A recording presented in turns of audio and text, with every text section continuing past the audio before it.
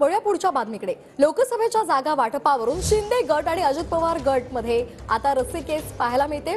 जितक्या जागा शिंदे गटाला तितक्याच आम्हाला द्या, लोकसभेसाठी समसमान जागा वाटपाची अजित पवार गटाची भूमिका असल्याची माहिती सूत्रांनी दिली आहे।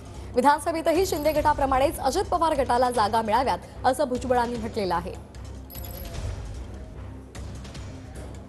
तर जागा वाटपावरून रस्सीखेच पाहायला मिळते। लोकसभेच्या जागा वाटपावरून शिंदे गट आणि अजित पवार गटामध्ये रस्सीखेच पाहायला मिळते।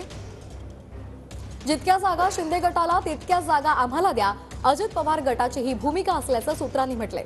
सध्या अजित पवार गटाचे 4 खासदार तर शिंदे गटाचे 13 खासदार आहेत। जानेवारीमध्ये शहांच्या उपस्थितीमध्ये जागा वाटपावर शिंदे आणि अजित पवार यांची बैठक होणार आहे अशी माहिती सूत्रांनी दिली आहे। विधानसभेतही समसमान जागा वाटपासाठी अजित पवार गट आग्रही आहे। विधानसभेतही शिंदे गटाप्रमाणेच अजित पवार गटाला जागा मिळाव्यात असं भुजबळांचं म्हणणं आहे। अजित पवारांच्या उपस्थितीमध्ये देवगिरीवर आज संध्याकाळी आमदारांची बैठक होणार आहे।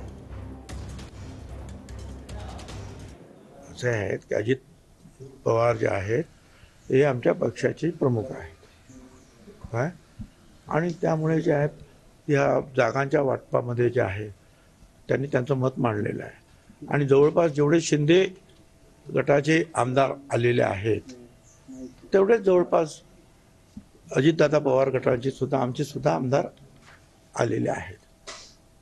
त्यामुळे सरासर विचार करता जे आहे किंवा त्यांच्याप्रमाणेच आम्हाला पण न्याय मिळाला पाहिजे असं मत मांडलं ते चुकीचं नाही, बरोबर आहे ते मत।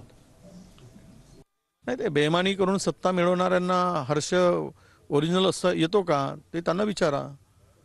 त्यांनी जो त्यांना त्यांच्या चेहऱ्यावरचा हर्ष जो आहे, इतरांचे घर फोडून इतरांचे पक्ष फोडून असुरी आनंद जर त्यांना मिळत असेल तर त्यांना तो लखलावा आहे। शेवटचा प्रश्न, छगन भुजबळ म्हटले की जेवढे शिंदेंना जागा देणार तेवढ्याच आम्हालाही जागा हव्या लोकसभा आणि विधानसभेत।